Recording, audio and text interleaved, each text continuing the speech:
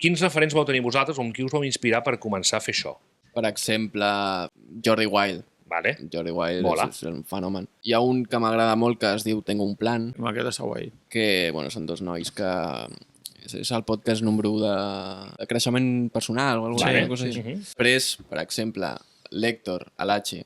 L'H sí que ha estat al podcast i per nosaltres les seves entrevistes són brutals. És l'enveja més sana que he tingut mai, a l'H. Sí, hòstia, no? I a més molt treballades, molt currades.